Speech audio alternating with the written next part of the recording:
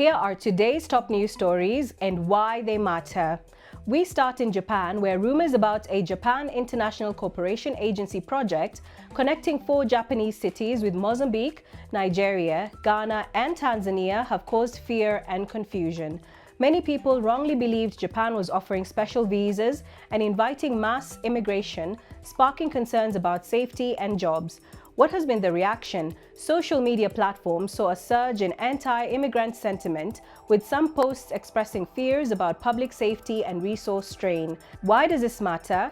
JICA's well-intentioned effort to foster international cooperation and address mutual challenges has been derailed by misinformation. People often perceive Japan as a monoculture, a country where most individuals share a similar background and culture.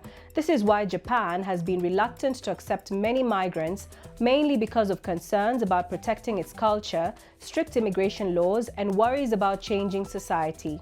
In Tanzania, the second largest opposition party, ACT Wazalendo, has reacted to the nullification of Mpina, its candidate for the presidential election in October. ACT Wazalendo called the decision by the Registrar of Political Parties unlawful and politically motivated. DW's Naomi Joseda explains why this is important. This isn't just a procedural dispute, it is unfolding at a critical moment in Tanzania's political calendar.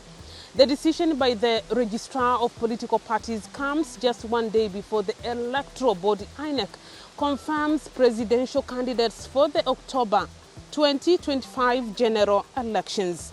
The Registrar of Political Parties cited internal role violations as reasons for the nullification of Mpina as the presidential candidate for ACT Wazalendo. Chadema, Tanzania's largest oppositional party, has already been barred from the 2025 race over a procedural technicality. That leaves ACT Wazalendo as the last major oppositional force standing.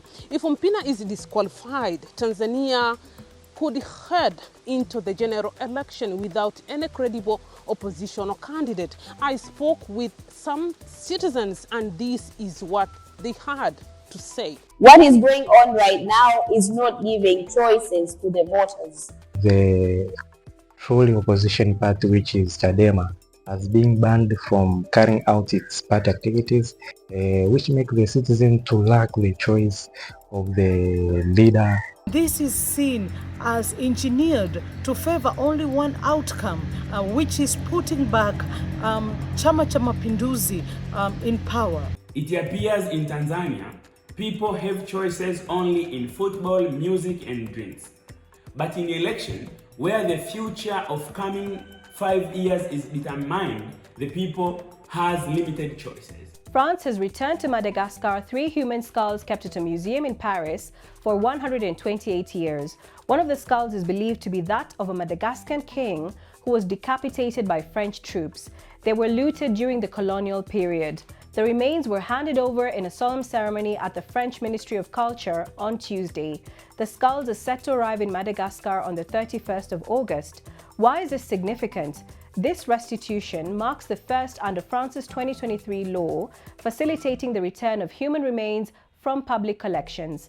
For Madagascar, the return is not just symbolic, it's a restoration of dignity and historical justice for the Sakalava people and the nation at large. And finally, in sports, Morocco and Madagascar are preparing to face off in the final of the 2025 African Nations Championship this Saturday in Nairobi, Kenya.